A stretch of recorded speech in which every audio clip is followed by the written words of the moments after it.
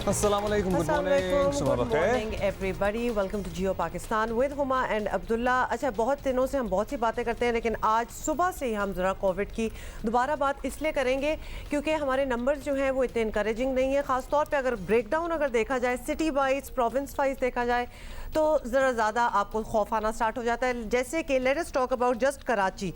वैसे तो पूरे मुल्क में अगर पॉजिटिविटी रेट कोविड का देखा जाए तो वो 6.44 है, लेकिन कराची का एक अलहदा ही आपको पता है कि सिचुएशन होती है 9.61, ऑलमोस्ट 10 कर लें आप।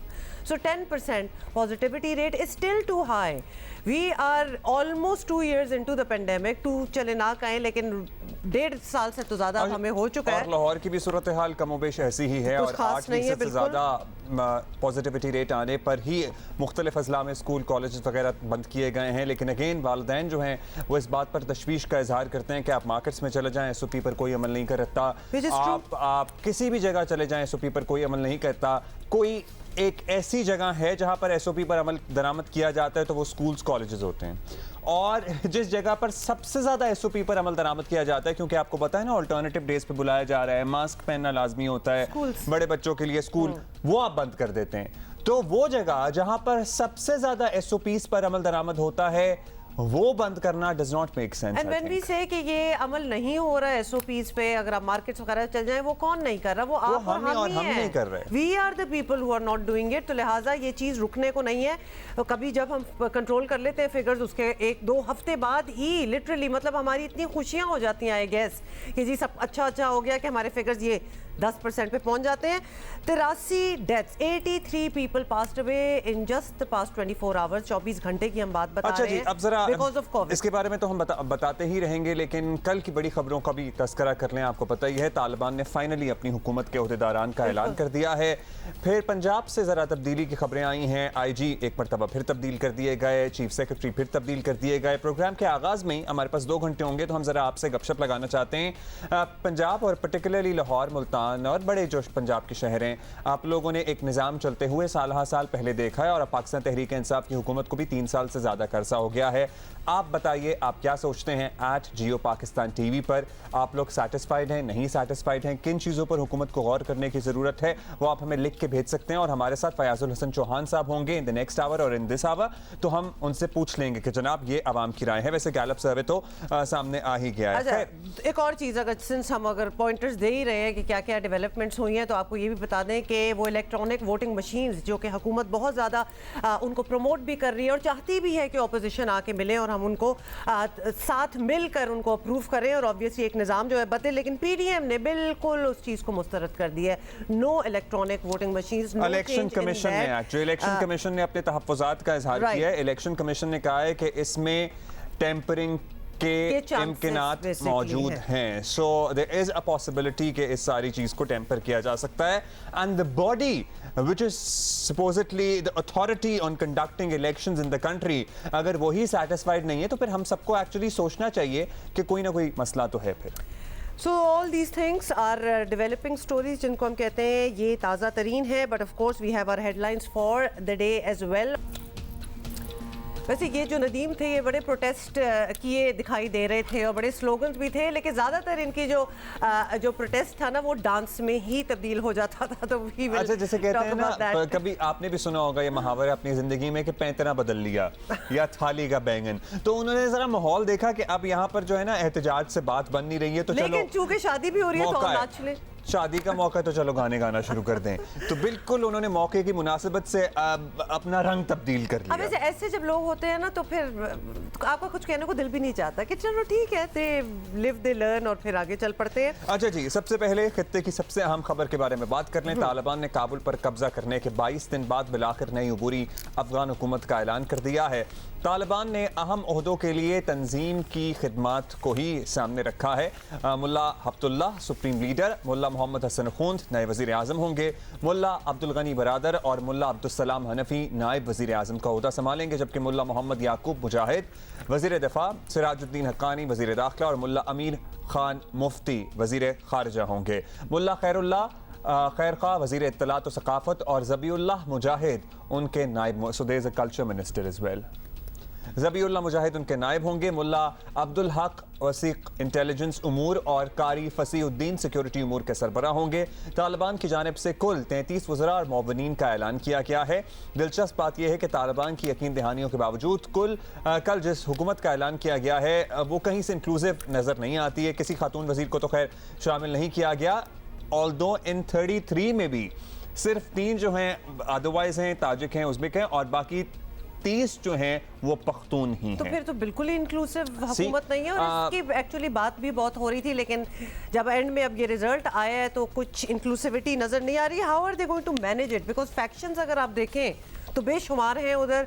बिल्कुल, और अमेरिका ने आपको पता है कि हुमा तालिबान की अबूरी हुकूमत के ऐलान पर जरा अपनी रिजर्वेशंस का इजहार भी कर दिया। तर्जुमान अमरीकी महकमा खारजा का कहना है कि हुकूमत में सिर्फ तालिबान के रुकनी और उनके करीबी साथी है, काबीना में किसी खातून का नाम शामिल नहीं है। और कुछ अफराद की वाबस्तगियों और ट्रैक रैकेट की वजह से भी अमेरिका को फिक्र है, बिकॉज ऑब्वियसली हर नाम के पीछे एक बैकग्राउंड भी है। तो obviously everybody has their background भी है और हेड मनी भी है। यस, बाज़नामों की। अच्छा जी, सीनियर सहाफ़ी मुश्ताक यूसुफजई हमारे साथ हैं, उनसे बात कर लेते हैं और समझने की कोशिश करते हैं कि ये क्या सेटअप बनाया गया है। यूसुफजई साहब, ये सबसे पहले तो बता दें कि तालिबान ने बिल आखिर अपनी अबूरी हुकूमत का ऐलान कर दिया। बड़ा इंतज़ार था इसका, काबीना सामने ले आए हैं तो कमो बेश वही नाम है जो पहले भी सामने आते रहे हैं। मुल्ला एहसन अखुंद को बड़ी जिम्मेदारी मिली है, उनकी इंतज़ामी अहलियत का रिकॉर्ड कैसा है? चलें उनसे स्टार्ट करते हैं। 3 दिन पहले जो एक अहम इजलास हुआ था उसमें उन्होंने जो खुद तालिबान के सबसे बड़े लीडर है, सुप्रीम लीडर जिसको मानते हैं तालिबान को, कहते हैं कि अमीरुल मोमिनीन है, शेख हैबतुल्लाह अखुंज़ादा, सबसे ज़्यादा जो पावर्स है, ताकत है उनके हाथों में है, वो फैसला करते हैं, वो एक बहुत बड़ी बाड़ी है। तो उन्होंने ये नाम तजवीज़ किया और सारे लोग बैठे थे जो उनकी रहबरी शूरा के लोग थे, और जब से कागज़ निकाली कि ये नाम है, मैं इसको प्रपोज़ करता हूँ कि ये जो हमारी गवर्नमेंट बनेगी ये लीड करेंगे। और उसका नाम था मुल्ला मोहम्मद हसन अखुंद। चूँकि आम लोगों के लिए एक नया नाम है, लेकिन तालिबान की जो क़यादत है, मूवमेंट है, लीडर्स है, कमांडर्स है, ये उनके लिए नया नाम नहीं है, ये बड़ा पुराना नाम है, बहुत ही मकबूल नाम है। और जब तालिबान की पिछली गवर्नमेंट थी अफ़गानिस्तान में तो ये पहले वज़ीर ख़ारिज आते और मुल्ला रब्बानी साहब की जब गवर्नमेंट बनी उस वक़्त जब वज़ीर आज़म थे तो ये उनके नायब थे, यानी ये डिप्टी प्राइम मिनिस्टर थे उस वक़्त। फिर जब तालिबान की हुकूमत ख़त्म हुई तो मुल्ला मोहम्मद हसन को रहबरी शूरा, जिसे रहबरी शूरा कहते हैं वो ख़ुद, और ये लीडरशिप कौंसल है, ये तालिबान के यहाँ बहुत बड़ी बॉडी है, यानी जितने भी अहम फैसले होते हैं वो यही लीडरशिप कौंसल या रहबरी शूरा करती है। तो 20 साल से मुल्ला मोहम्मद हसन अखुंद इसी रहबरी शूरा के सरबराह थे।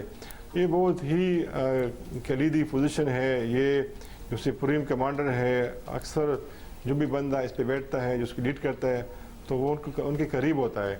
तो ये जो जितने भी बड़े फैसले हुए हैं, क़तर में अमेरिका के साथ जो बातचीत होती थी, मुश्किल मराहिल आते थे, तो वो फिर इनको रुजू करते थे और ये खुद फैसले करते थे, लोगों को इत्मीनान में लेते थे। तो इनका बड़ा वसी तजुर्बा है। अच्छा सर, तालिबान का दुनिया भर से एक ही मुतालबा रहा है कि जो भी हुकूमत बनाए अफगानिस्तान में मौजूद सब गुरोहों को नुमाइंदगी दी जाए, और जो नाम सामने आए हैं उन्हें देखते हुए तो ये नहीं कहा जा सकता कि ये बड़ी इंक्लूसिव गवर्नमेंट है। जी बिल्कुल, जब 29 फरवरी 2020 को तालिबान और अमेरिका के दरमियान मुआहिदा हुआ था दोहा में, तो मैं वहाँ मौजूद था और उसमें एक टर्म इन्होंने इस्तेमाल की थी, इंक्लूसिव गवर्नमेंट। यानी ख़ुद तालिबान ने ये वादा किया था कि ये इंक्लूसिव गवर्नमेंट होगी और जब अफ़गानिस्तान में इनकी हुकूमत बनेगी तो जितने भी वहाँ पे मुख्तलिफ अक़वाम है, इतने ग्रुप्स है, उस सब को नुमाइंदगी देंगे इस हुकूमत में।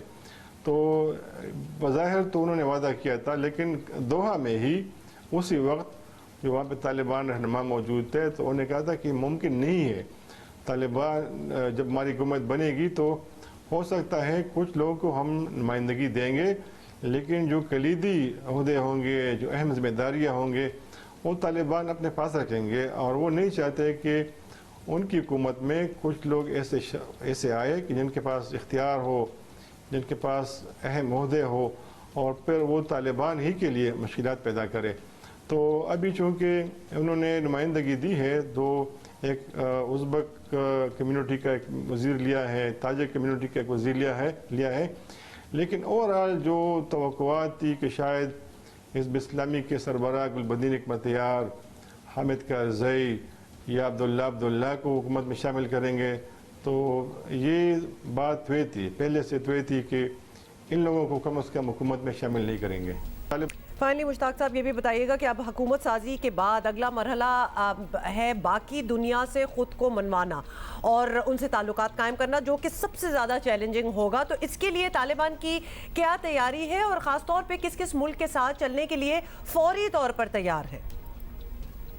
तालिबान को इस बात का एहसास है कि जो बड़े बड़े ममालिक हैं वो तनहा अफ़गानिस्तान नहीं चल सकते, लेकिन तालिबान को यकीन है कि जो रीजनल पावर्स हैं, स्पेशली चाइना, रशिया, तुर्की और कतर, ईरान, पाकिस्तान, ये चंद ममालिक है कि तालिबान बरमला कहते हैं कि इन्होंने अफ़गानिस्तान की तरक्की में, मसाइल के हल में बहुत मदद दी है। और अब भी उनको यकीन है कि ये ममालिक और कुछ और ममालिक उनको यकीन है कि उनकी मदद करेंगे, उनके लिए मुश्किलात खड़ी नहीं करेंगे। लेकिन जिस तरह मैंने पहले जिक्र किया कि ये डिपेंड करता है, इस बात का इन्हिसार तालिबान की आइंदा हुकूमत पे है, उनकी पॉलिसीज़ पे है।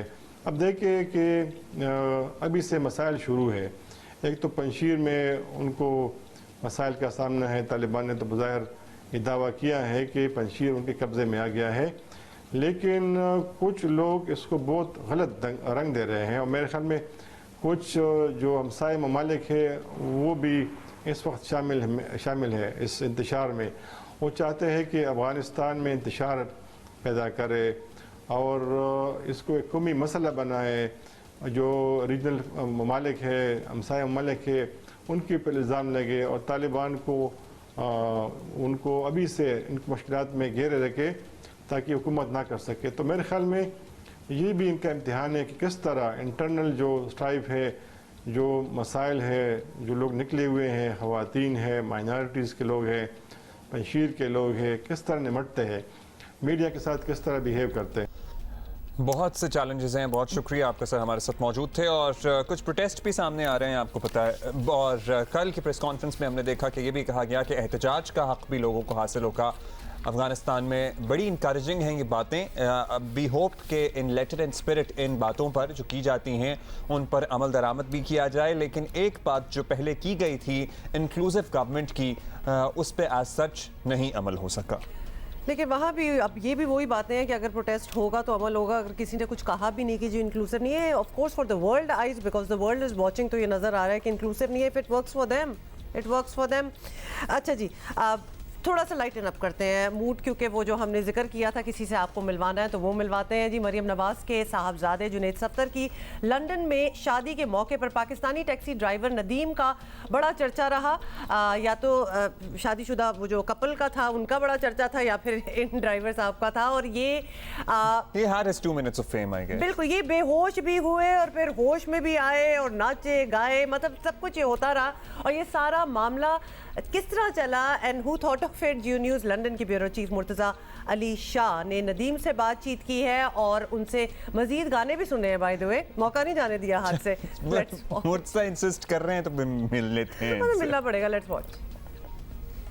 आज से चंद दिन पहले साबिक़ वज़ीर-ए-आज़म नवाज शरीफ के जुनैद सफ्दर की शादी थी और उस शादी जहाँ पर हो रही थी उसके बाहर एक वहाँ पर हंगामा हुआ था और एक बहुत सिचुएशन डेवलप हो गई जिसमें उस पूरी सिचुएशन के मरकज़ी किरदार नदीम काकाज़ई साहब थे। होटल के बाहर आए, वो वहाँ पर उन्होंने कार रोकी, उनकी फैमिली उनके साथ थी, वो डांस कर रहे थे और फिर मुस्लिम लीग में उनके वर्कर्स आए और वहाँ पर जो सीन्स उसके बाद आए वो सारी दुनिया ने देखी। मिलियंस ऑफ टाइम्स वो वीडियोस जो यहाँ से उस दिन निकली वो पूरी दुनिया ने देखी। लेकिन उसमें एक बहुत ही इंटरेस्टिंग बात ये थी कि जो इस पूरे फसाद के बाद एक स्टेज पे नदीम काकाज़ई साहब बेहोश भी हुए, लेकिन कुछ देर के बाद उनके मीडिया से इंटरेक्शन हुआ और मीडिया को उन्होंने अपनी खूबसूरत आवाज़ में कुछ गाने भी सुना। अच्छा नदीम साहब, उस दिन वो जो होटल में हुआ क्या हुआ उस दिन साहब? वहाँ पे हमने जस्ट फन किया थोड़ा सा, तो ये आगे उन्होंने अटैक कर दिया शुरू कर दिया, मुझे कहते यहाँ से चले जाओ। तो रोड तो उनकी नहीं थी, मैं तो एक जस्ट ऐसे गया था, फन के लिए गया था। उन्होंने धक्के मारने शुरू कर दिए, मैं आउट ऑफ कंट्रोल हो गया, मैं गिर गया, फिर उसके बाद मैं ठीक हो गया। तो इतनी सी बात थी।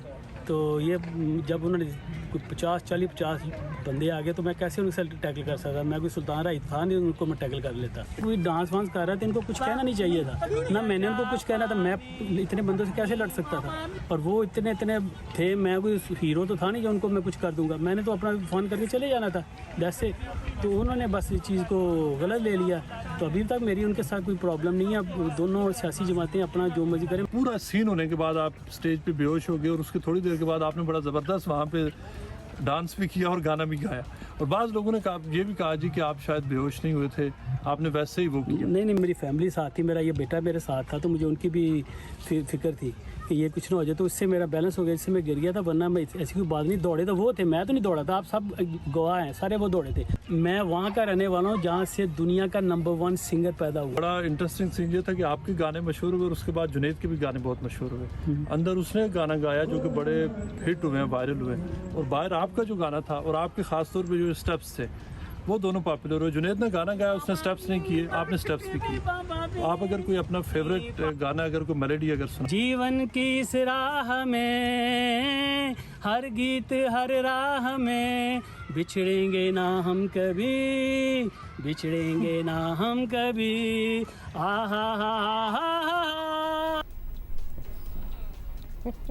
उस हा पे तो हाँ सही निकल It was cute rather, I don't He was know. there to entertain and he entertained, I guess. बेटे को अपने प्रॉप के लिए तौर पे रखा हुआ था इन्होंने। नहीं, स्टैंड। और अब कुछ डिस्कस करते हैं जो कि हमें लगता है कि root cause of a lot of problems in Pakistan है, तो उसकी बात कर लेते हैं। आबादी के लिहाज से पाकिस्तान दुनिया का 5वां बड़ा मुल्क है।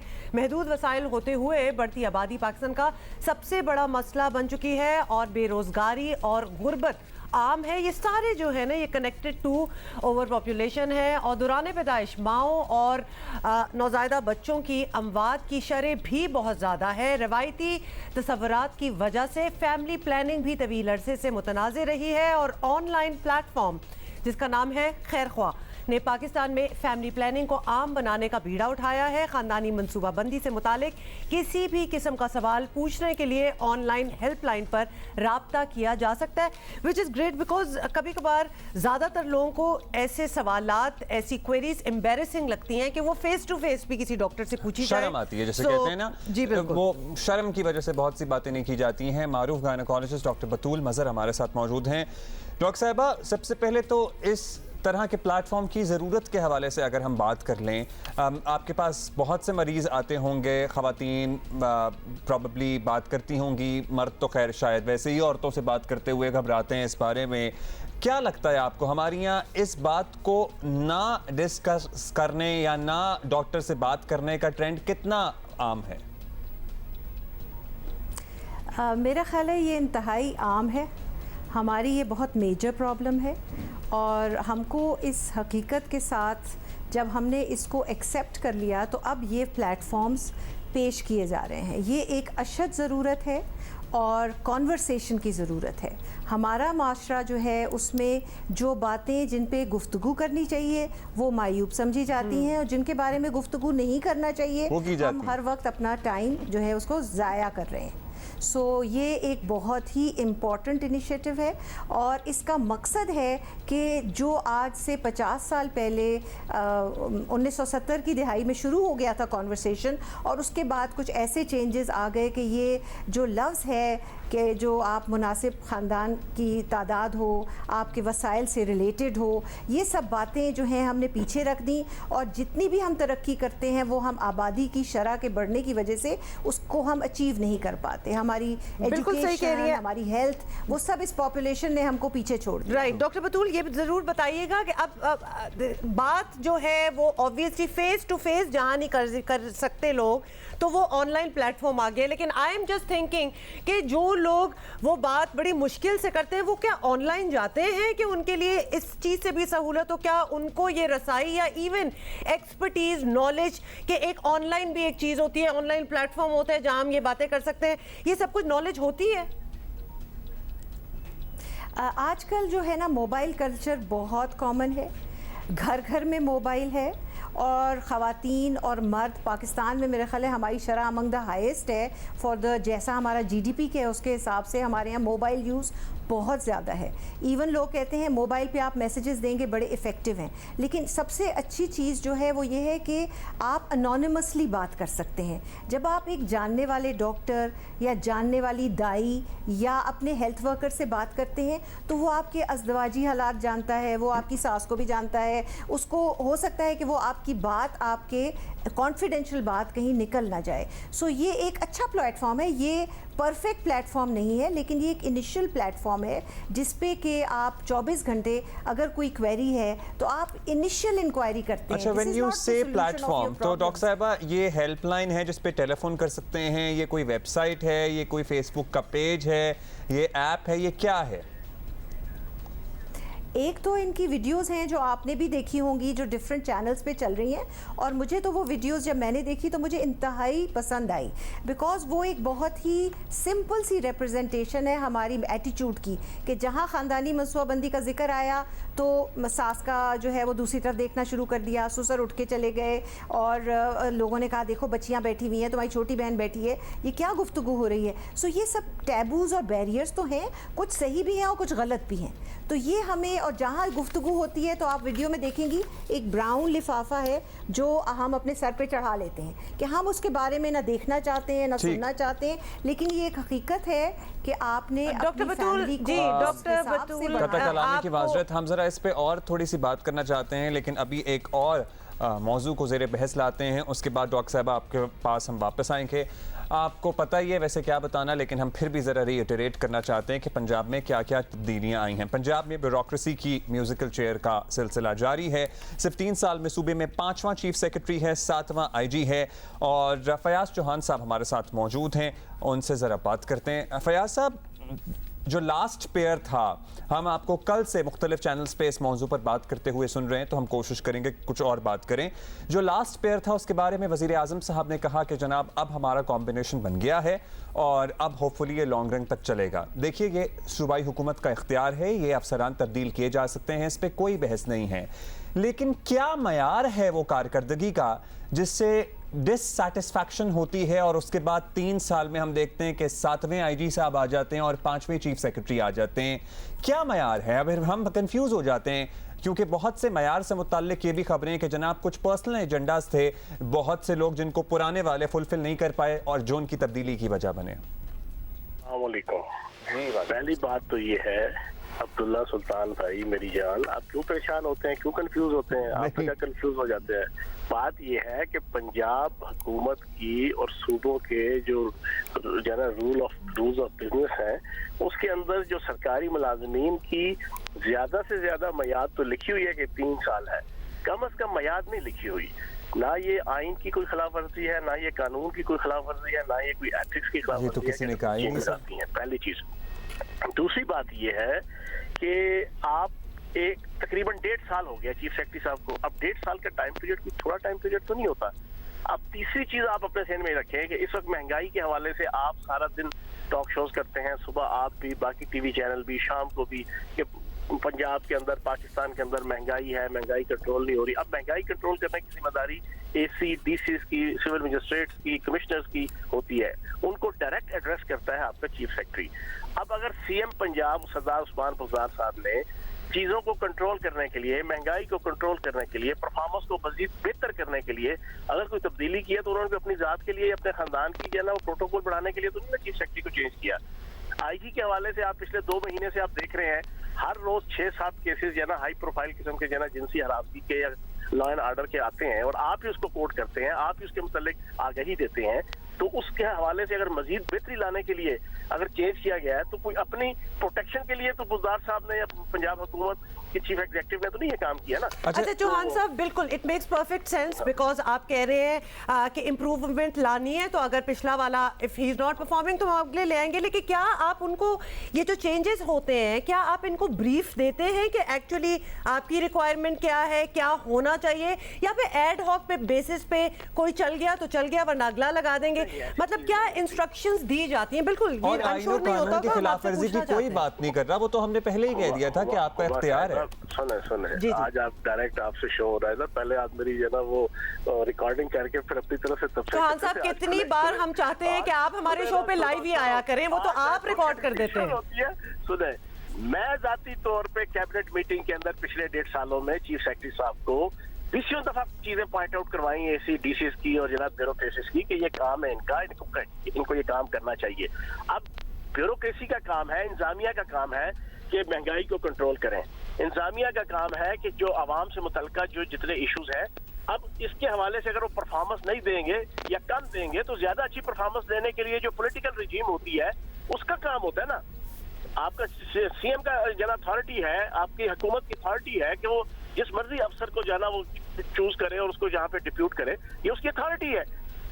मैंने कल भी 5-6 टॉक शोज में ये बात कही टीवी चैनल्स में।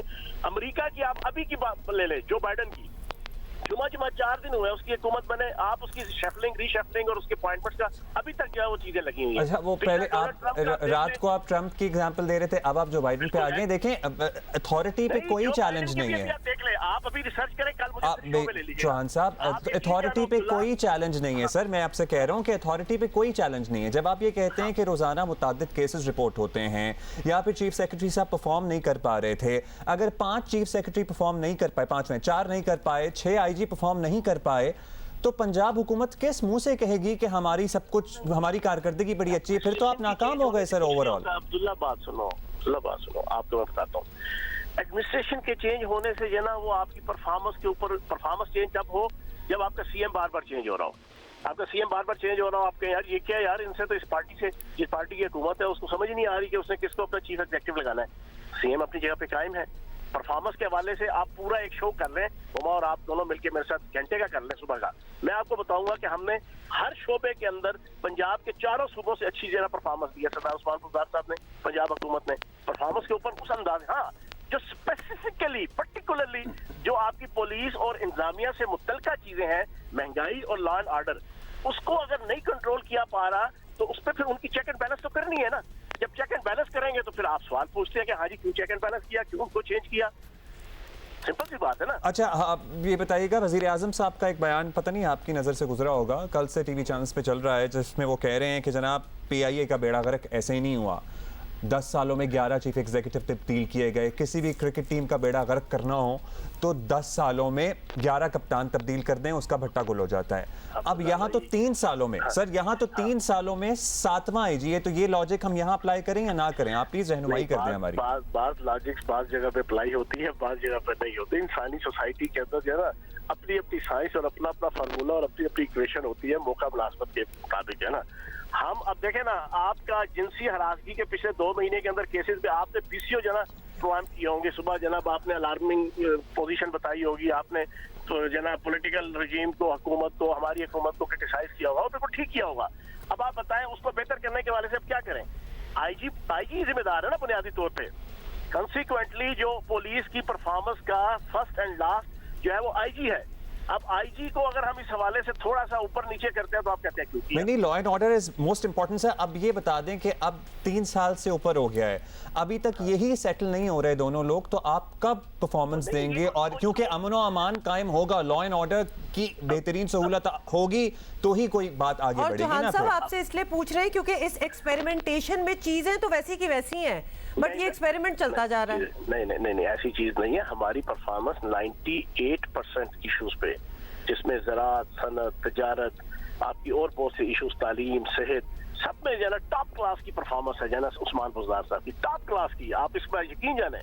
बाकी आप मुराद अली शाह साहब के साथ कंपैरिजन कर लें, जो 13 साल से लगातार पार्टी इक़्तिदार में, और वो 13 साल से वजीर और वजीर आला है, 13 साल से उनकी परफॉर्मेंस देख रहे, बुज़दार साहब उनसे कहीं आगे हैं। अब एक देखिए, पंजाब और सिंध का तो कंपैरिजन पहले भी नहीं था सर, आपका कंपैरिजन तो साबिका पंजाब हुकूमत से है, आपका इलेक्शन में मुकाबला भी उन्हीं से होगा। और नहीं, वो 35 साल लगातार रहे और 10 साल लगातार रहे, उसके बाद जो मुल्क लूट के गए और सूबा लूट के गए। चौधरी परवेज लाई साहब 125 अरब रुपए का सरप्लस सूबा दे के गए थे 2008 में। तो ये उस्मान बुज़दार साहब को 1250 अरब का मखरूज दे के गए थे। ये नाम ने आज कातिल आला जिसकी आप मिसाल दे रहे हैं कि उनके साथ कंपैरिजन होना है, उनके साथ कोई अच्छा चौहान साहब बिल्कुल आपका ठीक है, इलेक्शन नैरेटिव तो वही है ना सर? फाइन। अब बस आपसे लास्ट चीज, इलेक्शन नैरेटिव ये नहीं हमने कोई शहबाज शरीफ और नवाज शरीफ, वो तो justified, rectified, verified, purified, simplified, corrupt करार दिए जा चुके हैं। Got it. चौहान साहब बस ये अभी चेंजेस के हवाले से बता दें कि यू हैव फुल फेथ कि ये जो अब आपने चेंजेस किए हैं ये वो रिजल्ट्स लाएंगे जिनकी आपको तवक्को है। ये हम संभाल के रखेंगे ये वाली बात। अब आप अरे सुन लो आप माशाल्लाह बहुत तेज हैं दोनों जो है ना, मैं भी थोड़ा सा गंदम खाता हूँ जो है ना, मुझे भी थोड़ा सा बात ये है कि कोई हदीस नहीं है कि किसी ने पक्का रहना है।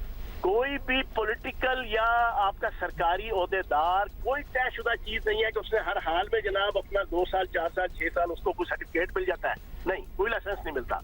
अच्छी परफॉर्मेंस देंगे रहेंगे, अच्छी परफॉर्मेंस नहीं देंगे तो ये भी चेंज नहीं नहीं आप सही कह रहे हैं जो आंसर, क्योंकि कल जब हमने डिसाइड किया कि आपसे बात करनी है तो हमने शाम तक का इंतजार किया कि आप भी अपने ओहदे पे रहते हैं, क्योंकि आप भी मुतअद्दिद मरतबा आज आ चुके हैं, तो हमें उसका भी यकीन नहीं तो होता। हमें बड़ी खुशी हुई जब आप लाइव ही आ गए हमसे तो फिर बात हमें करने। जब शाम को यकीन हो गया कि आप ही हैं अपने ओहदे पे, तो हमने कहा चले फिर ले लेते हैं। सुनो, आप दोनों बुनियादी तौर पे बड़े शैतान हैं, समझिए ना। आपने कोई ना कोई चस्का मस्का लगाना था जो लगा दिया आपने जो ना।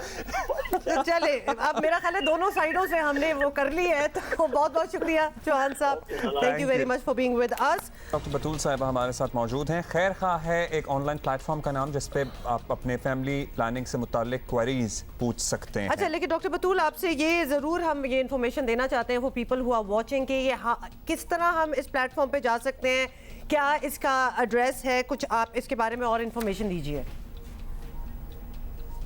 इसका आप शेयर कीजिएगा, इसकी हेल्पलाइन है जो 24 आवर, उसका नंबर है, यूनिवर्सल एक्सेस नंबर है, तो आप अपनी जो आप पट्टी चलाते हैं उसमें चला दीजिएगा, तो that is the best way. और दूसरे जो ये इनके वीडियोस हैं वो ज़रूर आप 0800-111-17 देखिए, और उसमें जो मैसेज जी बिल्कुल, तो ये आप इसकी स्ट्रिप चला दीजिए, तो जो हमारे इंटरेस्टेड लोग हैं वो उनके नोट में आ जाएगा। दूसरी बात ये है कि जो वीडियोस हैं वो सिर्फ एक, जिसे कहते हैं ना, आइस ब्रेकर हैं। They are not giving a specific message as such, but वो सिंपली ये कह रहे हैं let's talk. So once we talk we will get somewhere. So अब ये कॉन्वर्सेशन 50 साल लेट हो गया, लेकिन अब भी लेट नहीं है। अगर आज शुरू हो जाए, और जब कॉन्वर्सेशन शुरू होती है तो एक्शन भी होता है। जब हम मियाँ बीवी 20 साल शादी को हो गए, 12 बच्चे हो गए और अभी तक कॉन्वर्सेशन नहीं हुई, तो there is a major problem.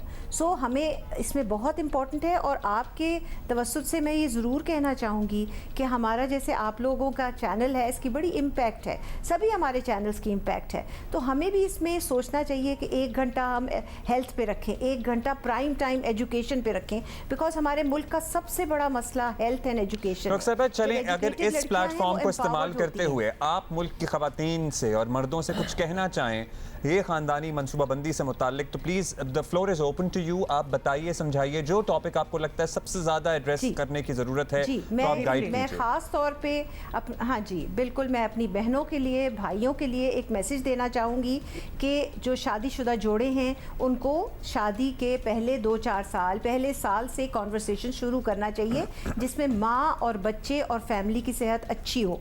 बच्चों में वक्फा कम से कम 3 साल होना चाहिए, जिसमें बच्चे की पैदाइश के बाद वो 2 साल माँ का दूध पिए। उसके बाद अगर आपके ख़ानदान में गुंजाइश है तो फिर आप अगले बच्चे के बारे में सोचते हैं, और 3 साल में एक बच्चा और आ जाता है, और फिर पहला बच्चा स्कूल चला जाता है। तो ये कॉन्वर्सेशन का हिस्सा है। अगर खुदा न खास्ता खातून को मिसकैरेज हो जाता है तो हम कहते हैं कम से कम 6 माह वक्फा कीजिए, बॉडी नॉर्मल पे आ जाए। जो माएँ जल्दी जल्दी बच्चे पैदा करती हैं, ज़्यादा बच्चे पैदा करती हैं, उनकी निगहदाश्त सही नहीं होती, वो शदीद ख़तरे में होती हैं और उनकी दौरान ज़च अमवात हो जाती हैं। अनफॉर्चुनेटली साउथ एशिया में, पाकिस्तान में हाईएस्ट मैटरनल मोर्टेलिटी है और हाईएस्ट न्यूबॉर्न मोर्टेलिटी है। सो बहुत इंपॉर्टेंट आपने बातें की हैं डॉक्टर साहिबा। वक्त की किल्लत है, बहुत शुक्रिया। डॉक्टर बतूल हमारे साथ मौजूद थी। 0800-111-17 खैर का प्लेटफॉर्म है। फैमिली प्लानिंग से मुताल्लिक कोई भी सवाल हो पूछ सकते हैं। से आप इधर आपको अपना नाम बताने की जरूरत और नहीं। आप अपनी जो भी आपके सवाल हैं वो आप इधर से माँ की सेहत तो अच्छी होती है, लेकिन बच्चा 2 साल माँ का दूध पीता है उसकी सेहत भी अच्छी होती है। And thank you so much for your feedback. जैसे ही हमारा पहला घंटा जो है जियो पाकिस्तान का ख़त्म होता है, फिर हमारा फ़ोन बजना स्टार्ट हो जाता है और आप लोगों की बहुत सा फीडबैक आता है, आप लोगों की सजेशंस भी आती हैं, क्वेरीज भी आती हैं। कंसर्न्स भी आते हैं। लेट मी अश्योर यू कि आपके जितने कंसर्न्स हैं खासतौर पे एजुकेशन के हवाले से, वो हम वी कीप देम सेव्ड, और जब हम इसको प्लान करते हैं, जब हमारे पास वो राइट अथॉरिटी आती है तो हम आप ही के सवाल जो हैं वो उनसे पूछते हैं। So don't worry about that, we will be asking you अच्छा, क्वेश्चंस। एक और हॉट टॉपिक जिसे कहते हैं ना, वो है पाकिस्तान का T20 वर्ल्ड कप के लिए स्क्वाड, उसके बाद सेलेक्टर्स का जाना, इंटरिम सेटअप का आना, रमीज राजा साहब के कुछ फैसले जो अभी बाज़ाब्ता तौर पर उन्होंने अपना ओहदा नहीं संभाला है। इस सारी सूरत हाल पर भी हम बात करेंगे, फिर दौरा न्यूजीलैंड और सब कुछ। लेकिन शुरू कर देते हैं और बहुत ही स्पेशल मेहमान। आपको पता है कल हमने मनाया पाकिस्तान एयरफोर्स डे, और आज हम जियो पाकिस्तान पर सेलिब्रेट करेंगे। ये सीरीज ऑफ इवेंट्स चल रहे हैं जिसमें अपनी हम पाक अफवाज को ट्रिब्यूट दे रहे हैं, खिराज तहसीन पेश कर रहे हैं और इन पर्सन इनका शुक्रिया भी अदा कर रहे हैं for doing what they are doing. और आज हम सेलिब्रेट करेंगे पाक नेवी डे, पाकिस्तान बहरिया का डे। और बिल्कुल, तो मेरा ख्याल है कि ज़्यादा हमें इंतज़ार भी करना नहीं चाहिए। अच्छा, वैसे क्या स्टार्ट ऑफ अ रिलेशनशिप है between captain and the new chairman के आपसे कप्तान जिसने एक्चुअल ग्राउंड में लड़ाना है टीम को, दुनिया भर की टीमों से मुकाबला करना है, वो आपसे कंसर्न जाहिर कर रहा है, आप उसे कहते हैं नहीं तुम तो अपने काम पे तवज्जो दो। अच्छा, अभी तो बात स्टार्ट हुई है और आपको पता है हमारे यहाँ धिक्का स्टार्ट थोड़ा सा इस किस्म का होता है, उसके बाद चीजें होपफुली और यूजुअली खेल पे तवज्जो दो, वो खेल पे तवज्जो दे के ही कप्तान बना है, मेरा ख्याल है। अच्छा, हम अपने एक्सपर्ट भट्टी साहब हैं ना हमारे साथ, उनसे बात कर लेते हैं। I find this मशवरा very offensive वैसे। Okay, so Abdullah is offended here. You sit offended and I will give the story, okay? So, let me tell you, T20 world cup के लिए सिलेक्शन कमेटी जो team बना बैठी है, बज़ाहिर उससे कोई खुश नहीं है, केस इन पॉइंट। और मिसबाहुल हक के बाद कप्तान बाबर आजम भी मुतमईन नहीं है। बाबर आजम वर्ल्ड T20 के लिए फ़खर जमान और फ़हीम अशरफ को स्क्वाड का हिस्सा बनाना चाहते थे। उन्हें आजम खान और सुहेब मकसूद की टीम में शमूलियत पर तहफ़्फ़ुज़ात है और चीफ सेलेक्टर का मौक़िफ़ सामने आया कि इन दोनों खिलाड़ियों को रमीज़ राजा से मुशावरत के बाद स्क्वाड में शामिल किया गया है। खिलाड़ियों की सिलेक्शन से मुतालिक बाबर आजम ने रमीज़ राजा को 2 मरतबा फ़ोन भी किया। जवाब में रमीज़ राजा ने बाबर आजम से कहा खिलाड़ियों को इन आउट के बजाय खेल पर फोकस रखना चाहिए और टीम सिलेक्शन जैसे अहम मामले पर टीम लीडर को ही एतमाद में ना लेने से कप्तान और खिलाड़ियों के मोरल पर मनफी असर पड़ क्या सकता है, वो एक्चुअली पड़ ही रहा है। फॉर इंस्टेंस हम इंडिया के साथ मैच होने हमने आसमान सर पे उठा लेना है। भारतीय सेलेक्टर्स को देख लें, तमाम खिलाड़ियों की सिलेक्शन के लिए विराट कोहली साहब से मशवरे किए जा रहे हैं, उनको वीडियो कॉन्फ्रेंस पे लिया गया है। So Virat Kohli and all the selectors had a video conference and then they discussed each and every name, considering कि इस वक्त विराट कोहली खुद इंग्लैंड में बैठे हुए हैं, आपको पता है ना, उन्होंने और यहाँ पे हमारा कप्तान कहता है किसी से कि जनाब मुझे कुछ कंसर्न है, कहते हैं नहीं आप बेटा अपने काम पे तवज्जो दें। तो ये थोड़ा सा एटीट्यूड एडजस्टमेंट होनी पड़ेगी। बट एनीवे, माजिद भट्टी साहब हैं और उनसे हम बात कर लेते हैं। भट्टी साहब, पहले भी आपकी हमने इससे बात की है, लेकिन ज़रा मज़ीद एक्सप्लेन करें कि सिलेक्शन कमेटी ने टीम सेलेक्ट करना थी, कर डाली, लेकिन अब तक हमें तो कोई ऐसा क्रिकेटर, कोई एक्सपर्ट, कोई भी नहीं मिला जिसे ये जो है कॉम्बिनेशन समझ आई हो। तो हम भी एक्चुअली समझने की कोशिश कर रहे हैं, हत्ता कि कप्तान को भी समझ नहीं आई। तो फिर ये टीम ऐसे क्यों मुंतखब की गई है, ये बता दें। और क्या था मोहम्मद वसीम के जहन में जब ये सब कुछ हो रहा था? बेसिकली लग ऐसे रहा है कि इस सिलेक्शन कमेटी की कोई सिमत नहीं है और ये ज़िगज़ैग अंदाज में सिलेक्शन कर रहे हैं, और ऐसी सिलेक्शन जो अल्लाह करे कि एज ए पाकिस्तानी तो खैर हमारी दुआ है कि पाकिस्तान टीम अच्छा करे, लेकिन जिस तरह की सिलेक्शन हुई है और जिस तरह का कॉम्बिनेशन बना है, एक क्रिकेटर से बात करें, किसी एक्सपर्ट से बात करें या सहाफ़ी से बात करें, कोई भी इससे मुत्तफिक नज़र नहीं आ रहा। लेकिन अभी भी उम्मीद की एक किरण है, वो ये है कि 16 अक्टूबर वो डेडलाइन है कि अगर हम चाहें तो 15 खिलाड़ियों में से चेंजेस कर सकते हैं। तो मेरे ख्याल में न्यूजीलैंड के खिलाफ जो 5 T20 इंटरनेशनल होंगे, उसके बाद पाकिस्तान क्रिकेट बोर्ड के पास ये चांस होगा कि पाकिस्तान क्रिकेट बोर्ड अगर चाहे तो टीम में तब्दीली कर सकता है। फ़खर जमान, शाहनवाज धानी और उस्मान कादिर, ये तो हमारे रिजर्व में है, लेकिन रिजर्व के बाहर से भी प्लेयर्स आ सकते हैं। लेकिन मेरे ख्याल में अगर मोहम्मद वसीम चाहते, या उनकी नीयत पे शक नहीं है, लेकिन उनकी जजमेंट मुझे गलत लग रही है। मेरे ख्याल में इससे बेहतर टीम सिलेक्ट हो सकती थी। अच्छा भट्टी साहब, एक और बात जो सामने आ रही है वो ये कि मिसबाह और बाबर आजम दोनों से मुशावरत नहीं हुई है, तो क्या टीम सिलेक्शन में कप्तान का मशवरा शामिल ना होना, फिर उससे अच्छी परफॉर्मेंस की तवक्को रखना, जिन खिलाड़ियों को जिन लोगों को लेके उसने परफॉर्म करना है, अगर उसी पे उनके रिजर्वेशंस होंगे कप्तान के, तो वो कैसे परफॉर्म करेगा? मिसबाह उल हक को जब ये फहरिस्त दी गई तो मिसबाह उल हक ने एटलीस्ट 2 खिलाड़ियों के नामों पर एतराज किया और फाइनली उन्होंने अंडर प्रोटेस्ट अपने ओहदे से इस्तीफा दे दिया। जहां तक बाबर आजम का ताल्लुक है, ये तो कल सारा दिन मीडिया रिपोर्ट करता रहा कि बाबर आजम को भी टीम सिलेक्शन पर तहफ़्फ़ुज़ात हैं। बाबर आजम जो थे वो बास खिलाड़ियों की फिटनेस से मुतमईन नहीं थे, वो चाहते थे कुछ और खिलाड़ी टीम में आए। देखें, एक ऐसा कॉम्बिनेशन उतार दिया गया है जिसमें अब तो चले Misbah ul Haq farmer head coach हो गए, लेकिन पिछले 2.5 साल से तो वो पाकिस्तान टीम के हेड कोच थे। मिसबाह उल हक की राय भी शामिल नहीं थी। फिर जिस बंदे ने ग्राउंड में टीम लड़ानी है, बाबर आजम, उसकी राय को भी नजरअंदाज किया गया है। तो मेरे ख्याल में पाकिस्तान क्रिकेट के लिए एक अच्छा साइन नहीं है। लग ऐसे रहा है, हालांकि जब मोहम्मद वसीम से प्रेस कॉन्फ्रेंस में पूछा गया कि क्या इसमें रमीज राजा साहब का इनपुट शामिल था, उन्होंने कहा कि इनपुट नहीं, उनसे हमने ये टीम जरूर शेयर की थी। लेकिन जो लोग क्रिकेट को बहुत संजीदगी से फॉलो करते हैं और रमीज राजा साहब के यूट्यूब चैनल को सुनते रहे और रमीज राजा के पास्ट के कुछ इंटरव्यूज हैं, उसमें रमीज राजा जो मुख्तलिफ कॉम्बिनेशन पाकिस्तान टीम के बताते रहे हैं, तो इस टीम में यकीनी तौर पर उसकी थोड़ी सी झलक नजर आ रही है। ऑलराइट भट्टी साहब, चलें अब दूसरा अगला सवाल जो है वो भी इसी से रिलेटेड है, नए कोचेस के हवाले से, और ख़ासतौर पे ये तलाश चल रही है। तो वर्ल्ड कप के लिए रज़ाक और सकलैन के नाम जो हैं वो भी गर्दिश हो रहे हैं, लेकिन ये कहा यह जा रहा है कि ये टेम्प्रेरी फेज़ में होगा और एक नए कोच की अभी भी तलाश है। तो बताइएगा कि इसमें यहाँ क्या हो रहा है इस एवेन्यू पे?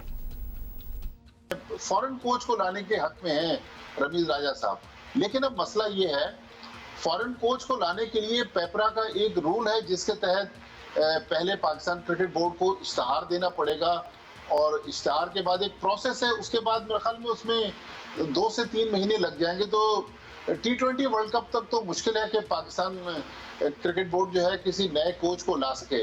लेकिन अभी तक जिस कोच का नाम बहुत ज़्यादा फेवरेट नज़र आ रहा है, इंग्लैंड के पीटर मूर्स जो हैं, उनसे पाकिस्तान क्रिकेट बोर्ड के लोगों ने बात की है। पता नहीं कि वो बातचीत आगे बढ़ती है या नहीं बढ़ती, लेकिन पीटर मूर्स 2 बार इंग्लैंड के हेड कोच रह चुके हैं।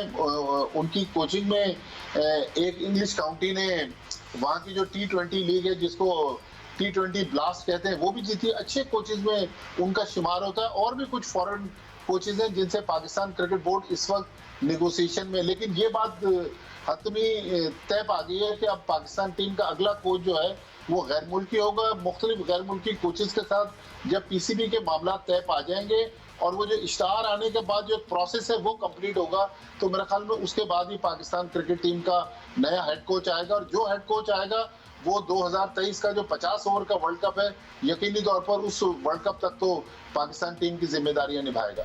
अच्छा, यानी इस वर्ल्ड कप तक तो जो एग्जिस्टिंग सेटअप अब हो चुका है यही रहेगा, और वो फॉरेन कोच की जो बात हो रही है वो मोस्ट प्रॉब्ली बाद में होगी। अब्दुल माजिद भट्टी साहब, वैसे ये सारे एक्सपेरिमेंट एकदम से वर्ल्ड कप से पहले ही होने थे, और वो भी पहले मतलब है कि इतना टाइम तो सेटिंग में ही लग जाता है आपके, और उसके बाद वर्ल्ड कप, फिर क्या एक्सपेक्ट करें। खैर, हमारी दुआएं तवक्कुआत अभी भी बहुत ज़्यादा होंगी, लेकिन कप्तान के रिजर्वेशंस को ज़रूर एड्रेस करना चाहिए। अच्छा जी, we will talk about that later. आज अच्छा जी, अब हम बहरिया के दिन की बात करेंगे। मुल्क भर में आज यौम बहरिया इंतहाई जोश व जज्बे से मनाया जा रहा है। इसी पे बात करने के लिए हमारे पास जबरदस्त let me introduce our guest जिन्होंने आज हमें ज्वाइन किया। कमांडर तनवीर आलम हमारे साथ हैं, और साथ ही लेफ्टिनेंट कमांडर आलिया अली हैं, who has been a part of Geo Pakistan before as well, so I will welcome both of them and welcome Aliya back as well. Commander Tanveer, बात का आगाज़ आपसे करते हैं, और हम कल से परसों से बल्कि डिफेंस डे, फिर एयरफोर्स डे, आज हम नेवी डे भी मना रहे हैं। हमें इम्पैक्ट बताएं, ये जिन इंसिडेंट्स का जो हम जिक्र करते हैं, 1965 की जंग का हम जिक्र करते हैं, क्या उनका इम्पैक्ट, उनकी पॉजिटिव इम्पैक्ट अभी भी नेवी में पाया जाता है, ख़ासतौर पे द यंग एंट्रेंट्स जो अब ज्वाइन करते हैं? 8 सितंबर का दिन जो है इसकी एक इंतहाई तारीख़ी अहमियत है, और तमाम नेवी के जवानों के दिलों में इसकी एक बड़ी एक ख़ास जगह है। 1965 को जब जंग के बादल पाकिस्तान पर मंडला रहे थे और जहाँ पाक बरी और पाक फ़िज़ाइया अपने कारनामे सर अंजाम दे रही थी, वहीं पर पाक बहरिया भी किसी से पीछे ना रही। यहाँ ये बात बड़ी ज़रूरी है कि इंडिपेंडेंस के बाद ये फ़र्स्ट अकरेंस थी जिसमें पाकिस्तान नेवी भी जंग का हिस्सा बन रही थी। तो 6 सितंबर को जब दुश्मन के हमले उनकी एयर फोर्स के हमारे शहरों के ऊपर जारी थे, तो ओवरऑल उस सिचुएशन का ये अंदाज़ा लगाया गया कि द्वारका का जो स्टेशन है, रडार स्टेशन, जो कि पाकिस्तान के कराची साहिल से 350 किलोमीटर्स दूर वाक़या था, वहाँ के रडार इंस्टॉलेशन से इन एयरक्राफ्ट को गाइडेंस और मदद मिल रही है, जिसकी वजह से वो यहाँ पर हमले कर रहे हैं। तो नेवी की आला क़यादत ने डिसाइड किया कि हमारे पास जितने अवेलेबल शिप्स हैं, जो कि उस वक्त 7 बड़े शिप्स हमारे पास थे, इन सब को यहाँ से कंप्लीट साइलेंस में और ख़ामोशी के साथ रवाना किया जाए और दुश्मन की कोस्ट से 10 to 15 किलोमीटर्स जस्ट दूर रहकर, जहाँ से उनको कोस्ट नज़र आ रही थी, कोस्ट वहाँ पे जो लोग थे उनको शिप्स भी नज़र आ रहे होंगे, तो रात के अराउंड 12 साढ़े 12 के करीब इन 7 शिप्स ने उस द्वारका स्टेशन के ऊपर हमला किया। 50 गोले पर शिप बरसाए और उस पूरे शहर को तबाह करके रख दिया।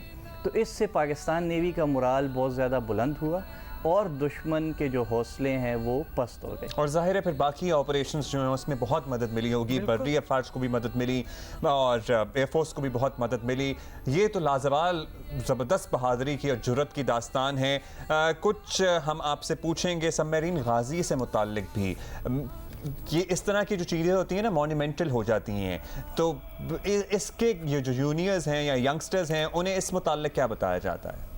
जी बिल्कुल, जैसे मैंने ज़िक्र किया कि ये एक इंतहाई तारीख़ी ऑपरेशन था द्वारका का। तो जैसे आप कहते हैं कि चेस की गेम में मुख्तलिफ प्लेयर्स होते हैं, तो उसी तरह सबमरीन गाजी भी इसका एक बहुत इम्पॉर्टेंट प्लेयर थी। जंग से पहले ही सबमरीन मुंबई के हार्बर के बाहर डिप्लॉय हो चुकी थी और ओवरऑल प्लान में ये था कि जो शिप्स द्वारका पे हमला करेंगे तो द एनिमी हैड 2 चॉइसेस, इधर वो अपने शिप्स हार्बर में ही रखे और उनको बाहर ही ना निकालने दे गाजी के खौफ से, और अगर वो रिटेलिएट करने की कोशिश करता है और शिप्स को बाहर निकालता है तो उन पे गाजी अटैक करके उनको अबदी नींद सुला दे। तो गाजी ने इस तरह ओवरऑल बड़ा इंपॉर्टेंट रोल प्ले किया और इंडिया की पूरी फ्लीट अपने हार्बर से खुले पानियों का रुख तक ना कर, यानी इतना डिटरेंट उसकी वैल्यू थी गाजी की कि उसके खौफ से ही वो अपने हार्बर में ही रह गए, ऑब्वियसली कि ये नहीं कर सकेंगे। अच्छा, आई एम वेरी क्यूरियस, क्योंकि लेफ्टिनेंट कमांडर आलिया आपसे पहले भी एक दफ़ा बात हुई थी, लेकिन ये रिविजिट करना बहुत ज़रूरी है कि for people like you and I who were not even there, लेकिन आप नेवी का बहुत बड़ा हिस्सा है, ये इंसिडेंट आप जैसे लोगों को किस तरह इम्पैक्ट करते हैं, ख़वातीन को to be a part of Pakistan navy, inspiration वो जो है वो किस तरह आती है? मैं समझती हूँ कि ये वाक़यात ही हैं और ये जो हमारे एंसेस्टर्स हैं जिन्होंने सारा किया, जिन्होंने इतना बहादुरी का मुजाहरा किया, यही चीज़ है मेरी मोटिवेशन या मेरे जैसी और ख़वातीन जिन्होंने नेवी ज्वाइन की, जिन्होंने ये सोचा कि उन्होंने इतनी कुर्बानियाँ दी हैं, उन्होंने इतनी बहादुरी का मुजाहरा किया है मुल्क के दिफा के लिए, तो वही हमारी भी मोटिवेशन है। और हम भी बस ये दुआ करते हैं कि हमें भी ऐसा ही कोई मौका मिले कभी ज़िंदगी में कि हम भी नेवी के लिए इस तरह कुछ कर सकें, पाकिस्तान के लिए इस तरह कुछ कर सकें। ये सारे वाक़यात हमारी मोटिवेशन है नेवी ज्वाइन करने की। अच्छा, और आपका ताल्लुक है गिलगित बल्तिस्तान से और आप वहाँ से पहली खातून ऑफिसर हैं जिन्होंने नेवी ज्वाइन की, तो आपने तो एक एग्जाम्पल सेट कर दी होगी लड़कियों के लिए। वैसे तो जीबी में बहुत लिटरेसी रेट बहुत हाई है, लोग पढ़ाई पे बड़ी तवज्जो देते हैं, लेकिन आपके आने के बाद और भी लड़कियां आ रही हैं? जी बिल्कुल ऐसा ही है। मेरे इलाके के लोग वैसे तो अफवाज पाकिस्तान से बहुत मोहब्बत करते हैं। मुझे ये मौका मिला कि मैं पहली खातून ऑफिसर हूँ पाकिस्तान नेवी में गिलगित बल्तिस्तान से। बहुत सारी और भी ख़वातीन अप्लाई करने लगी और बहुत सारे लोग मुझे विज़िट करते हैं, कॉल करते हैं, स्पेशली गिलगित बल्तिस्तान की फ़ीमेल्स की मैं बात कर रही हूँ, क्योंकि आपको एक काइंड ऑफ रोल मॉडल भी मिल जाता है जब कोई आपके सामने एक रास्ते पे चलने लगता है। बिल्कुल, so तो true. मेरे बाद भी हमारे पास पाकिस्तान नेवी में गिलगित बल्तिस्तान से और भी फीमेल ऑफिसर्स ने ज्वाइन किया है और डिफरेंट फील्ड्स के अंदर। और You are पैराट्रूपर भी quite- आपको पता है आलिया? जी बिल्कुल, हमारी ये हम इसको भी दोबारा से बता दें क्योंकि बड़ी लंबी चौड़ी हमारी इस पे भी बात हुई थी। It is such a blessing, वैसे मैं ये ज़रूर कहूँगी आलिया आपके लिए भी, क्योंकि अब द फर्स्ट होना किसी चीज़ में बड़ा मुश्किल हो गया क्योंकि हर कोई हर चीज़ कर ही चुका होता है, बट लेकिन आप अपने एरिया से, अपने इलाके से to be the first and such a good inspiration, बहुत ज़बरदस्त बात है। कमांडर तनवीर, हम बाकी हमारी जो arms of the armed forces हैं, जैसे आर्मी की बात कर लें, आप एयरफोर्स की बात कर लें, वो हमें बड़ी अच्छी तरह बताते हैं कि how they stay prepared for any eventuality, कुछ भी हो सकता है और अपनी प्रिपेयर्डनेस को बिल्कुल पीक पे रखना। तो इस ड्रिल में आप लोगों का क्या रोल होता है, मतलब ऑन अ रेगुलर डे किस तरह अपने आप को मोटिवेटेड तो ऑफ कोर्स रखते ही हैं, लेकिन किस तरह प्रिपेयर्ड रखते हैं कि जो भी हो we are always ready to take on? Navy जो है वो एक यूनिक फोर्स है, बिकॉज़ आपके जो शिप्स, सबमरीन, एयरक्राफ्ट, जो भी आपके असासे होते हैं, और स्पेशली जो शिप्स एंड सबमरीन्स हैं, वो साल के 365 डेज़ वो रेडी होती हैं। और बिकॉज़ हमारी डिप्लॉयमेंट्स ऑलरेडी इतनी प्रोलॉन्ग होती हैं, इट इवन कभी कभी स्पैन और मंथ्स, तो जब वो सी पे ऑलरेडी होते हैं, सो दे आर ऑलरेडी इन एक ऐसे फेज़ में होते हैं कि उनको ट्रांजिशन करना फ्रॉम पीस टू वॉर वो बहुत इजी रहता है और फुली प्रिपेयर्ड रहते हैं एट ऑल टाइम्स। अच्छा, हम यूएस नेवी सील्स का बड़ा किस्सा सुनते हैं। हमारे यहाँ भी नेवी के जो एसएसजी कमांडोज हैं, they are second to none. तो बहुत से youngsters that I meet, young boys जो इंटर में हैं, मैट्रिक में हैं, they want to be a part of navy and they particularly want to be an SSG. तो उसके बारे में बताइए, यंगस्टर्स, बच्चे बच्चियाँ, लड़के लड़कियाँ किस तरह अप्लाई करें, क्या उनके अंदर होना चाहिए जो यहाँ आने के लिए, जहाँ आप मौजूद हैं, जहाँ आलिया मौजूद हैं, या दीगर अफसरान मौजूद हैं, ज़रूरी है? पाकिस्तान नेवी या पाकिस्तान आर्म फोर्सेस जो तीनों हैं, this is not simply a profession, but इसमें ज्वाइन करना एक बहुत बड़े ऑनर की भी बात होती है। आप अपने मुल्क की खिदमत कर रहे होते हैं। और पाकिस्तान नेवी चूँकि एक 4 डायमेंशनल फोर्स है जिसमें शिप्स, सबमरीन, एयरक्राफ्ट और लैंड पे हमारे मैरीन्स एंड एसएसजी जिसमें इसकी तकसीम होती है, और इसको जब आप ज्वाइन कर लेते हैं तो उसके बाद आपके पास ये सारी ऑप्शंस ओपन होती हैं। आप वॉलंटियर बेसिस पे इनमें से किसी को भी ज्वाइन कर सकते हैं। आपका डेफिनेटली पढ़ाई जो है उस पे भी आपको फोकस रखना है कि आपके अच्छे मार्क्स आएँ, एंड देन फिज़िकली भी आप फिट रहें वंस यू अप्लाई। तो एक बहुत ही ट्रांसपेरेंट मेरिट बेस्ड सिस्टम है जिसके तहत आप नेवी ज्वाइन कर सकते हैं। ज़बरदस्त जी, ये मुझे बड़ी अच्छी बात लगी कि वॉलंटरीली ये जो सारी इसके एवेन्यूज़ हैं उसमें आप जो है वो अप्लाई कर सकते हैं। और क्राइटेरियाज बड़े टफ होते हैं, फिर आगे ट्रेनिंग भी बड़ी टफ होती है, आधे लोग तो बीच में ही बह जाते हैं। Anybody who is watching us, it's not easy of course, वरना मेंटली भी आपको, फिजिकली तो होते ही एक कोशिश होती है, लेकिन मेंटली भी you have to be very strong. Aliya, ख़वातीन के लिए क्या क्या आप सजेस्ट करती हैं कि कौन कौन से वो एरियाज़ हैं जहाँ ख़वातीन बड़ा अच्छा परफॉर्म कर सकती हैं पाकिस्तान नेवी में?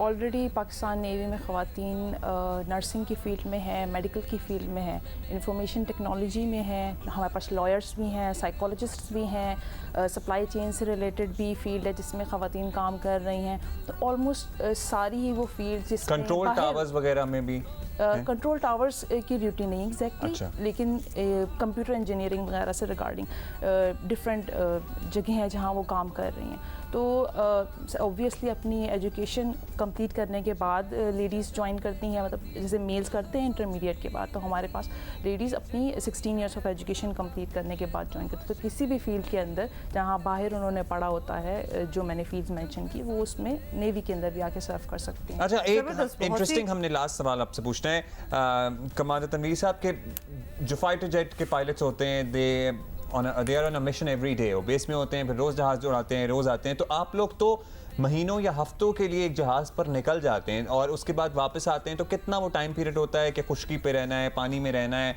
और जब एक जहाज़ पर आप मौजूद हैं, ज़ाहिर है अपनी फैमिली से दूर हैं, हर चीज़ से दूर हैं, वहाँ क्या रूटीन होती है रोज़ाना की? डिफरेंट है शिप और सबमरीन दोनों की लाइफ। लाइक अगर शिप पे फॉर एग्जांपल आप गए एक बड़ी डिप्लॉयमेंट पे, तो इस पे स्पेशस होता है, वहाँ पे आप इवन स्पोर्ट्स भी कर सकते हैं, मुख्तलिफ एक्टिविटीज़ होती हैं, आप देयर इज़ इवन जिम और एक्सरसाइज की फैसिलिटीज़ हैं। बाकी आप जनरल टीवी वगैरह भी देख सकते हैं। और प्लस अपने ऑपरेशंस के साथ साथ, बिकॉज एक ड्यूटीज़ का रोस्टर होता है जो कि एक चल रहा होता है, उस हिसाब से जब आपकी ड्यूटी है तो आप अपने उसी काम पे फोकस करते हैं, और ऑफ टाइम में आप फिर अपनी बाकी लेजर एक्टिविटीज़ को देखते हैं। And once you come back, तो ये इसमें एक ज़रूरी बात ये है कि जब आप वापस आते हैं तो आप बिल्कुल अपनी फैमिलीज़ को भी टाइम दे सकते हैं, just like a normal man, और इस तरह ये सिलसिला चलता रहता है। जबरदस्त, वेरी नाइस। आपने स्पोर्ट्स का जिक्र किया, तो मैं सबमरीन जरा और टफ है। सबमरीन, हाँ, सबमरीन तो एक डिफरेंट है। स्पोर्ट्स का मैं ज़रूर जिक्र करना चाहूँगी क्योंकि मैं खुद आप लोगों के सेटअप पे गई हूँ जहाँ शार्प शूटिंग और वो सारी प्रैक्टिसेस हो रही थी, तो स्पोर्ट्स में भी बड़ा फ़रोग है। नेवी बड़ा आगे आगे। I just wanted to put it out there कि दिस इज़ ऑल्सो समथिंग जो कि नेवी इंकरेज करता है जो भी वहाँ है, कि वो अपनी जो एक्सपर्टीज़ है वो स्पोर्ट्स अच्छा जी, हमें आप दोनों पे फ़ख्र है, हमें पूरी पाक बहरिया पर फ़ख्र है, और आप लोग हमारे समुंदरों के मुहाफ़िज़ हैं। Thank you so much guys for being here and for doing what you are doing. बहुत शुक्रिया कमांडर तनवीर और lieutenant commander Aliya were with us. जिनसे भी मिलते हैं ना हम आर्म्ड फोर्सेस में, बड़ी इंस्पायरिंग किस्म की बातें होती हैं, और एक दफ़ा से वो दोबारा एक जोश जो आ जाता है। It's too late I guess for us but the youngsters watching. और ख़बर देनी है एक गाने की जो अभी आया नहीं है, आने वाला है, लेकिन उसका जो नाम है उससे मुझे भूख लग चुकी है। तो गाने का नाम है जी हॉट मैंगो चटनी सॉस। हॉट मैंगो चटनी सॉस। और आपको पता है कि अपनी अदाकारी और गानों से बड़ी मशहूर हैं मीशा शफ़ी। अब वैसे वो पाकिस्तान में नहीं रहती, लेकिन गाने बनाती रहती हैं, और इनका एक सोलो गाना है जो कि इस नाम से आ रहा है, हॉट मैंगो चटनी सॉस। और ये सितंबर में गाना आएगा। ये सारे टीजर्स हैं जो आपको दे रहे हैं। If you are getting teased, जब मुझे भूख लग जाती है ना तो आई कैन नॉट कंसंट्रेट। और साथ मुझे मतलब हालांकि बात सिर्फ हॉट मैंगो चटनी सॉस तक थी, लेकिन मेरे दिमाग में पराठा भी क्यों साथ साथ आ रहा है, ये बात सोचने वाली है। मेरी बात सुने, हॉट मैंगो चटनी सॉस का और कॉम्बिनेशन क्या है? नेचुरल एक कॉम्बिनेशन है। बल वाला पराठा और हरी मिर्चें देख लें आप जरा। बल वाला पराठा और आम की चटनी बेसिकली। आप हॉट मैंगो चटनी सॉस में हम कहाँ कॉम्प्लिकेशन पड़े हुए हैं। बेसिकली आम की चटनी और पराठा, क्रिस्पी पराठा, नमकीन। या गॉट इट। ठीक है, आगे चलते हैं। हम इस पे बात नहीं कर सकते, सॉरी। जब गाना आएगा देख लेंगे, पसंद आया तो आपको बता भी देंगे, लेकिन नाम लेना it's like too tempting right now. आज मेरे घर दोपहर में आलू वाले पराठे बन रहे हैं। मैं उठ के चली जाऊंगी और अगली खबर खुद ही कर लेना। So you can come. अच्छा जी, अभी हम आगे बढ़ेंगे। प्रायोरिटीज जरा हमारी चेक करें कि क्या है। पोसीदा इमारतें, टूटे फूटे फर्नीचर, गंदे टॉयलेट्स, बगैर नलकों में पानी के टॉयलेट्स, साफ पानी और बिजली से महरूम सरकारी तालीमी इदारों को ऐसे सैकड़ों मसाइल का सामना है, लेकिन हुकूमत की तरजीहात कुछ और हैं, और उनके नज़दीक सबसे पहले हल तलब मसला है असातिज़ा का dress code. Federal directorate of education ने वफाकी सरकारी तालीमी इदारों में असातिज़ा के लिए ड्रेस कोड का नया नोटिफिकेशन जारी किया। आप सोचिए, हमारे यहाँ वफाकी तालीमी इदारों में ख़वातीन और मर्द टीचर्स क्या पहन के आते होंगे, जो क्या कि पहन लेते होंगे। जरूरत पड़ी कि लेट्स गिव अ नोटिफिकेशन, क्योंकि यहाँ तो पूरा मुल्क जो है वो तो जीन और टाइट्स पहन रहा है। भाई ये पूरे मुल्क के ये प्रॉब्लम्स वैसे हैं नहीं, दो चार जगह अगर आपने देख लिया होगा तो इतना सीरियस हो गया कि नोटिफिकेशन निकाल दो। ख़वातीन असातिज़ा के जीन्स और टाइट्स पहनने और मर्द असातिज़ा के जीन्स और टी शर्ट पहनने पर पाबंदी होगी। मर्द को तो आपने सिर्फ इसलिए अंदर डाला है क्योंकि मर्द को भी कुछ कहना था। मुझे सिर्फ ये बताइए कि जीन्स पे एतराज़ क्या है? जीन्स वो जो पजामे होते हैं, जो शलवार कमीज़ वाले पजामे होते हैं, या इवन शलवार होती है, जीन्स और उसकी साख्त में क्या फ़र्क होता है वैसे? और टी शर्ट नहीं पहनेंगे तो क्या पहने? मतलब आई एम सॉरी, चूड़ीदार पजामा और जीन्स की फिटिंग में क्या फ़र्क है? मतलब जीन्स में क्या एतराज़ है? मैं अब तो ये इन्होंने एतराज़ नहीं बताया, बस बता दिया। कपड़ा, it is just that denim cloth जिस पे एतराज़ है, क्योंकि हमारे यहाँ ज़्यादातर लड़कियों ने जो इस तरह पढ़ती हैं या पढ़ाती हैं, कुर्तों के नीचे जीन्स पहनी होती है। और वो भी इसलिए क्योंकि वो आसान होता है। 5 कुर्ते ले लो, एक जीन भी काफ़ी है। मतलब हर जोड़ा पूरा करना नहीं पड़ेगा। जहाँ लोग अपने लिए आसानियाँ कर रहे हैं, आप और मुश्किलात कर दें। और वैसे भी ये कंसर्न आपका वैसे होना बिल्कुल भी नहीं चाहिए। व्हाट एवरीबडी इज वेयरिंग, और कौन सी टाइट्स पहन के जा रही है, मतलब स्कर्ट पहन के जा रही है। ये जो नॉन एग्जिस्टिंग इश्यूज को आप इशू क्यों बना रहे हैं, इस बात की वैसे समझ नहीं आ रही। But anyway that's our opinion. और बेचारे चूंकि सिर्फ औरतों को कहना तो अब बिल्कुल ही स्लीपर पहनने की इजाजत नहीं है। मर्दों को भी बीच में डाल लो। चप्पल पहन के कौन आता है काम पे? आता होगा तो आप वैसे ही उसे कह देते, इसको नोटिफिकेशन की जरूरत नहीं थी। गरम चादर नहीं ओढ़ सकते, मेरे जहन में भी नहीं था कि सर्दियों में गरम चादर। अच्छा जी, एक सेकंड, क्या व्हाट आई डिडंट नो। मर्द हजरात सर्दियों में गरम चादर नहीं ओढ़ सकते। तो क्या वो मलमल का दुपट्टा पहन के आए? नहीं, वो स्वेटर और वेस्ट कोट कोट पहनेंगे। ये नोटिफिकेशन ऑफ है, ये ऑफ है थोड़ा सा। एंड कैन आई जस्ट से परफ्यूम भी लगानी है, नाखून भी तराशने, मतलब ये बेसिक ग्रूम। आप उनकी अम्मी हैं? मुझे बताएं, बाल कटाने, नाखून तराशने, what are we trying to achieve here? और ये कौन लोग हैं जो नाखून नहीं काट के आ रहे? अच्छा, गरम का चादर का अल्टरनेटिव तो दे दें प्लीज। मतलब अगर आपको गरम चादर नहीं पसंद आ रही तो आप दुकान भी बता दें कि जहां से खरीदना है। मानो why are you getting into everybody's lives? I don't get it and I am sorry. Can I just say it, ये नोटिफिकेशन सिर्फ खवातीन की टाइट्स और जीन्स के लिए था, मर्दों बेचारों को तो एम ही बीच में डाला गया है। बिकॉज अब सिर्फ खवातीन की बात करो ना तो वो बैठती नहीं है बात, तो आओ मर्दों को भी बीच में डाल दे, which does not make sense। वफाकी डायरेक्टर एकेडमिक्स सादिया अदनान साहबा हमारे साथ मौजूद हैं, उनसे ज़रा बात करते हैं। सादिया साहबा, सबसे पहले तो हम आपसे जानना चाहेंगे कि जो ड्रेस कोड जारी किया गया है ये किन इदारों के लिए कहाँ कहाँ लागू होगा, और फिर इसकी आफादियत और सर्टनली तालीमी मयार में इससे कितनी बेहतरी आएगी, उस पर भी रोशनी डालेंगे। जी, ये dress code basically federal directorate of education की तरफ से जारी किया गया है, जिसका दायरा कार जो है वो ICT की हदूद के अंदर वाक़या 424 हमारे तालीमी इदारे हैं, स्कूल्स और कॉलेजेस हैं। ये उनके स्टाफ और federal directorate of education headquarter का जो स्टाफ है ये उनके लिए एप्लीकेबल है। चलें ठीक है, ये आपने एक्सप्लेन कर दिया। अब ये भी बता दें कि आपके डायरेक्टरेट के तहत आने वाले इदारों में यकीनन ये बहुत ही बड़ा मसला होगा कि खवातीन जीन्स पहन के आती होंगी और मर्द टी शर्ट, जिसकी वजह से तालीम का मयार जो है वो गिरता चला जा रहा है। तो इसीलिए आपने सब कुछ छोड़ के as if we have no other problems, तो इस पर एक्शन लेने को पहली तरजीह दी कि पहली चीज़ जो हमें करनी चाहिए वो यही करना चाहिए।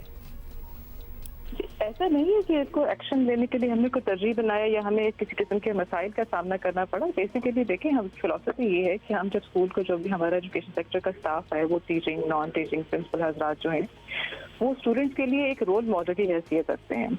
तो हमारा जो काम है वो सिर्फ बच्चों को किताबों के जरिए तालीम देना ही नहीं है, बल्कि उनकी तरबियत करना भी है, उनको जो बेसिक नॉर्म्स हैं वो सिखाना है।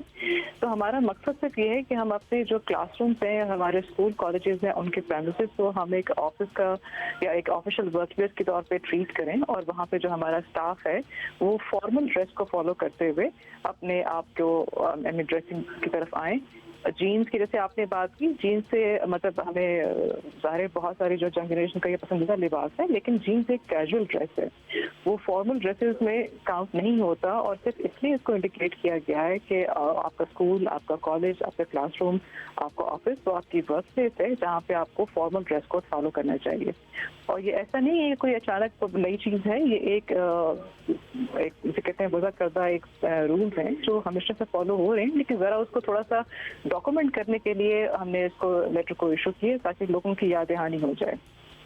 लेकिन अगर आप एक second Sadia ji, we understand, चलें जीन्स वाकई एक इनफॉर्मल ड्रेस है, ठीक है आपने कर दिया, लेकिन इससे पहले कोई 10 और चीज़ें थी जिन पे तरजीह देनी चाहिए थी।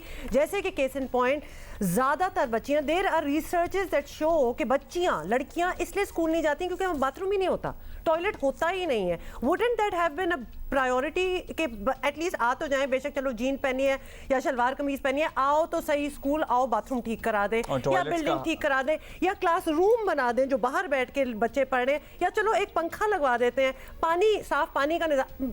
आई can count 30 things that should have come before the genes. अच्छा, वो कह रही हैं तरजीह नहीं, बस ऐसे डॉक्यूमेंट किया। जरा हम पूछ लेते हैं इसकी अफादियत क्या होगी। वैसे मुझे ये भी नहीं समझ आया कि इन्होंने कहा मसला सच कोई नहीं था, मसला नहीं था, पर इसका हल क्यों ढूंढा। सच है, हमारे तालीमी इदारों का जो मयार चल रहा है, इस बेहतरी के लिए ये नया ड्रेस कोड कितना कारआमद साबित होगा? प्लीज़ हम आपसे कहेंगे कि आप इस पर रोशनी डालें, कितने % बेहतरी आएगी? आपने कोई इसका मैकेनिज्म तो बनाया होगा ना? बेसिकली ड्रेस कोड की जो फिलॉसफी, जैसे मैंने पहले अर्ज किया, इसका तालीमी मयार से बिला वास्ता ताल्लुक है कि जब स्टूडेंट जो है वो अपने टीचर को रोल मॉडल समझते हुए उससे इंस्पायर होगा, तो यकीनन स्टूडेंट का अपने टीचर के साथ एक बेहतर रिलेशनशिप डेवलप होगा।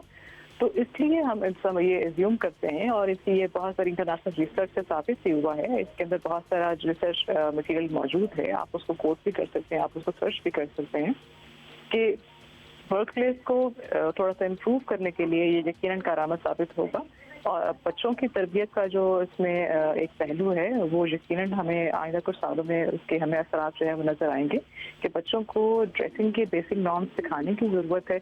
और वो सिखाने की कोशिश हम तभी कर सकते हैं कि जब पहले टीचर या जो उनके प्रिंसिपल हजरात हैं वो खुद एक फॉर्मल ड्रेस कोड के ऊपर अमल करें और एक अच्छी पॉजिटिव, डिसेंट और प्लेजेंट अपीयरेंस के साथ अपने इदारों में, अपने स्कूलों में आए, ताकि बच्चा उनसे सीखे कि उसको अपनी जब ज़िंदगी में, अपनी प्रोफेशनल लाइफ में जब जाना है तो उसको किस तरह से अपने आप को ड्रेसअप करने की ज़रूरत है। तो ये बच्चों की तरबियत का एक पहलू है जिसको हमने जहन में रख के ये लेटर तैयार किया है और इसको किया है। अच्छा चलें फिर, ये हालांकि बहुत आपकी बातों से मैं ये भी साथ साथ सोच रही हूँ कि जो पिंडों में होते हैं, जो दूर दराज इलाकों में होते हैं, जो सर्दियों में और बहुत ज़्यादा सर्दी होती है पंजाब में ख़ास तौर पे, उन्होंने तो गर्म चादर पहननी होती है। आई एम जस्ट वंडरिंग कि आप जो चीज़ें जिनसे वो यूज्ड टू हैं, मुझे यकीन है कि ये सारा डायरेक्टिव था जीन को हटाने के लिए, लेकिन उसमें बहुत सी चीज़ें डालनी पड़ गई। बहुत शुक्रिया साथिया साहिबा, वैसे आई एम श्योर आपके लिए मुश्किल था एक्सप्लेन करना। यूनिफॉर्म बना दें असातिज़ा के लिए। टीचर्स का यूनिफॉर्म बना दें, that would have made much better sense और इतनी एक्सप्लेनेशन भी ना देनी पड़ती। इंटरनेशनल लिटरेसी रेट डे आज मनाया जा रहा है। रेट की तो हम क्या ही बात करें, और हमारी प्रायोरिटीज़ के हवाले से हमने अभी आपको एक बताया ना कि गरम चादर नहीं पहन सकते आप, किसने क्या पहनना है। So we can see you tomorrow, stay safe.